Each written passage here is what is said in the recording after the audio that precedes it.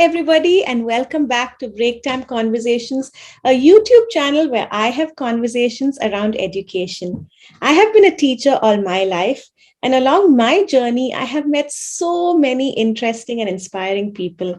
And so I decided to document my conversations with them here so that you too can hear their stories and the amazing work that they do. I'm here today with Smitha Srihari.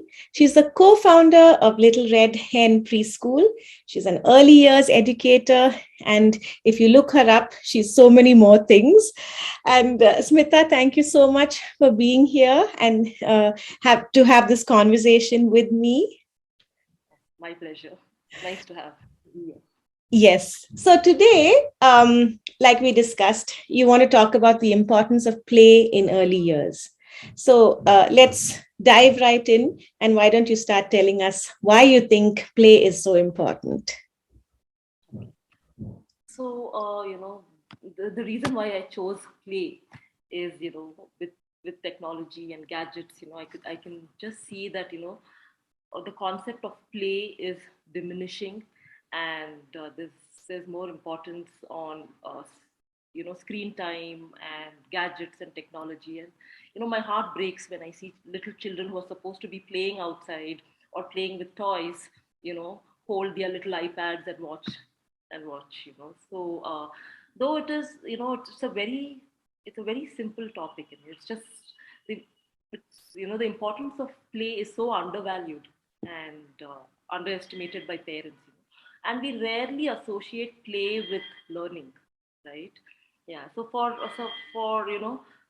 For most people, learning involves specific skills like memorizing alphabets or writing numbers and counting and all of that.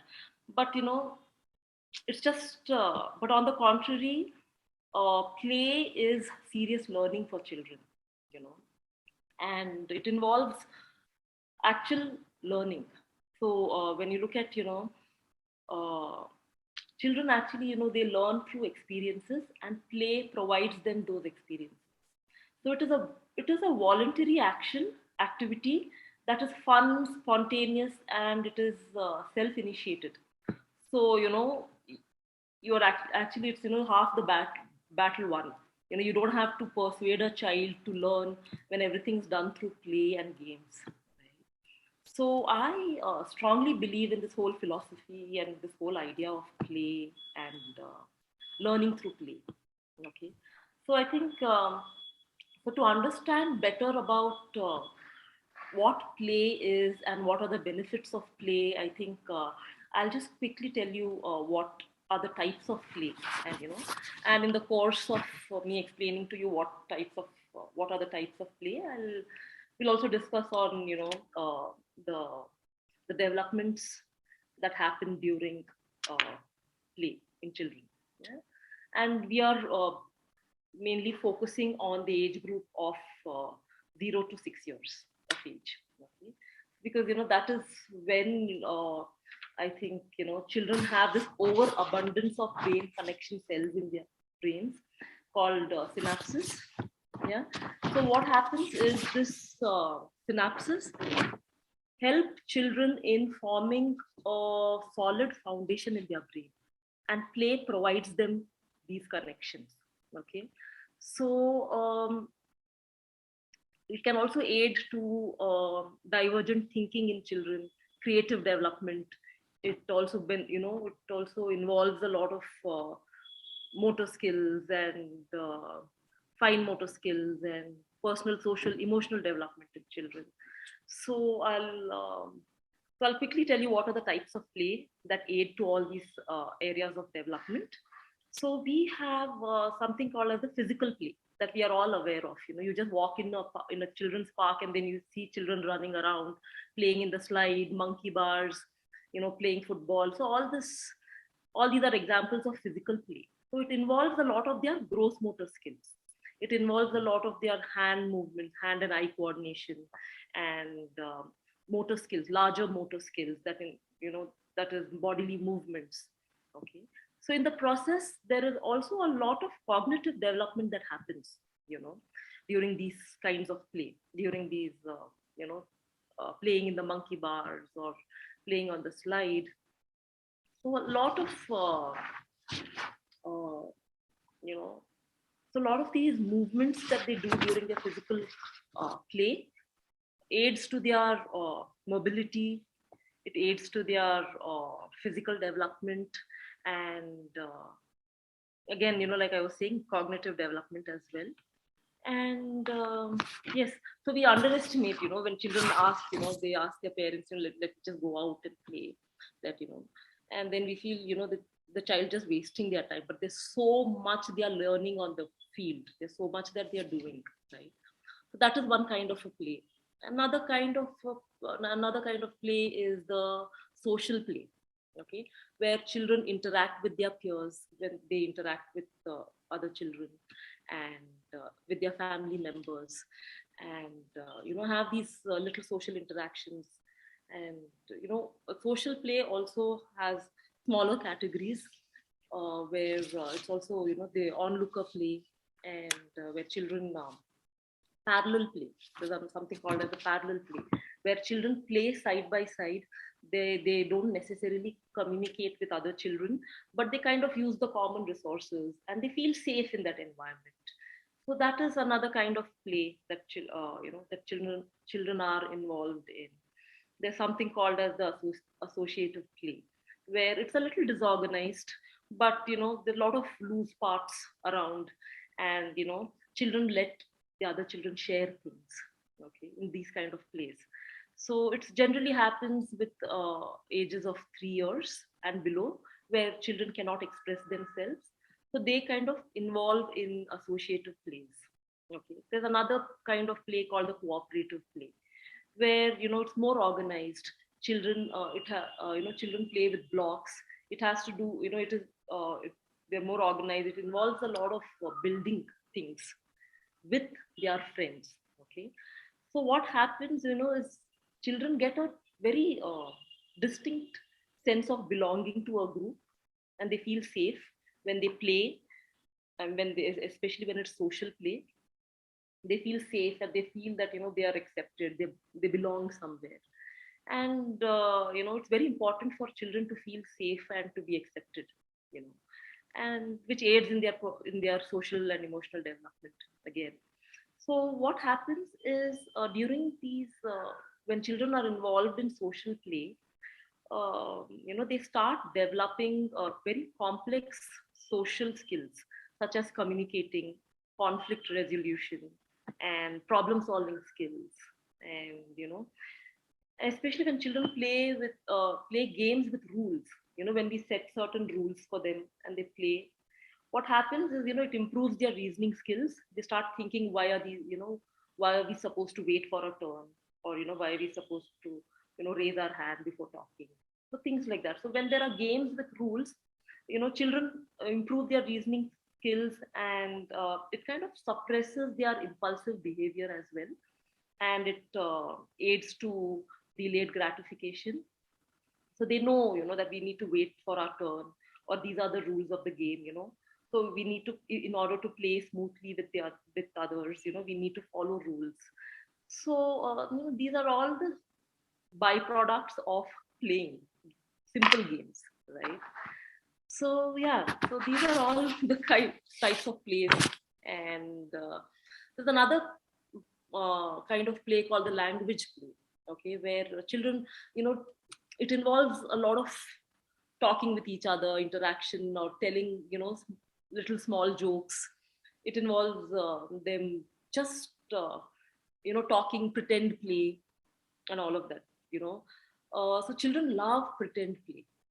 Okay, they love acting as adults, or making, having this whole scenario of a real life, making a real life scenario, and making tea, and cooking, and all of that. And that really improves their you know social skills, language skills, and also negotiating skills. Then they negotiate, as in, what role should I play, and what role should you have in the whole in play. And yeah, so the children, and there's also something called as the onlooker play, where children just kind of they step back and watch others play. Okay, that's another very important skill. When children, are they just observe. They just observe, and they want to feel safe. They feel that, okay, let me just first test waters and see how it is. So it's called the onlooker play, where they watch children play. And so what happens is they form judgments based on what's right and wrong and testing waters. And see, all of this aids to their, you know brain development, right? The intellectual development. And yeah, so I just can't emphasize enough on the importance of play, and the skills that children learn through play. And as adults, I think it is, we have a huge responsibility to make sure that, our children get enough time to play. And so for that, we need to have a very conducive environment at home, like, providing them with the right resources, with the right material. I'm not saying expensive materials, but children can even play with, random things, like um, a cap of a bottle, you know things like that, or twigs and pebbles and feathers. And maybe parents or educators, in schools, we can, or we can all have boxes of these random things, and just, we can just give it, provided to children, where they just pick and choose what they want and make something nice out of it. So these kind of play activities are also called as open-ended activities, where there's no closure. They can make random things. They can just make millions of things and designs, with all these loose parts. So yeah, so we can provide them with the right environment and provide them with the right material. And yes, then we are all set you know to encourage our children to have some playtime. And I also would encourage parents to, call some of their friends home, just observe their children whom they're comfortable with at in the park. Maybe call the mother or call the parents over, and have a play date with the child. And so, where they can have social play with other children of their age. And yes, so That's with all these, amazing. yeah, Yeah, I yeah, mean, you have really helped me understand the importance. I mean, I knew play was important, but you have spelled it out so well that now I really, really believe and understand that play is so important for these kids. And what makes me so sad, though, is that most teachers don't even know this importance, right? I mean, let alone parents. Now, yeah, teachers also don't, like the teachers that I work with also, when I say just give them toys, let them play, saying, no, ma'am, they will throw it on this one, they will put it in their mouth, they will, they have so many excuses for this. right, So right. I don't know. I guess a lot of awareness is needed. So, Smitha, how do you convince parents that play is important? Because you mentioned, right, that everyone looks at learning as, ABCD and 1, 2, 3 and things like that. And if Right. the parent comes and just sees the child playing, how do you convince that child that the parent that their child is actually learning? So, just maybe just tell them to observe the child. And while the child is playing, then just to kind of make a note of, what's happening, or, I think just observing the child is just enough. You will know what the child is doing and what the child is learning. And if you look at, you'll be amazed at the child's creativity. They'll make such beautiful things out of nothing, right? And I think, all parents need to really develop a skill of just taking a step back and observing what their child is doing. And that is what I tell parents, let them just be. You just observe and see what happens, just, and you will know the outcome. So I think, see, I just can't convince parents. They just need to kind of observe and see what's happening. And it's just like, they need to be self enlightened to Yeah. know what it is. Yeah. You So I mentioned just, one type of play, the onlooker play or something. I think the parent needs to do that. need Take to a do that. step back and Absolutely. yeah. Yeah, I think that's a good thing because sometimes parents also they're so busy, maybe they don't really get the time, to just watch their child. So I think that's a good idea. So Smita, one more question I had while you were talking. So how do you structure playtime in your school? Like, how do you fit it in? Do you have like a timetable that you follow, and that you make sure that play is in there, or how do you incorporate it into your school system? See, my school's whole curriculum is based on play.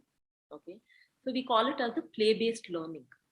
Okay, and we have these 6 areas of learning. We have creative development, physical development, social, emotional, and personal development, and knowledge, understanding of the world, and language development. So what happens is all my lesson plans and all the lessons that my teachers plan are revolve around these areas of learning. Okay, and they start with play. Okay, any concept that is introduced in language, in numeracy, we start with play, and we start with materials, and from concrete materials that they play with, then they move towards abstract concepts. So that's the whole basis. Yeah. And we also have something called as a loose parts play. Okay, where like I was just mentioning, we have boxes of pebbles and feathers and twigs and all of that, and we just place those boxes in our school premises, in our garden, and children just pick out random things, and then they just make such beautiful designs on the floor. And then end of the session, we encourage children to put all those things back in those boxes. And yes, we do have that happens every day, and we have a good 30 to 40 minute session of that. Oh, that's nice. That's really nice. So do you train your teachers, like when a new teacher joins?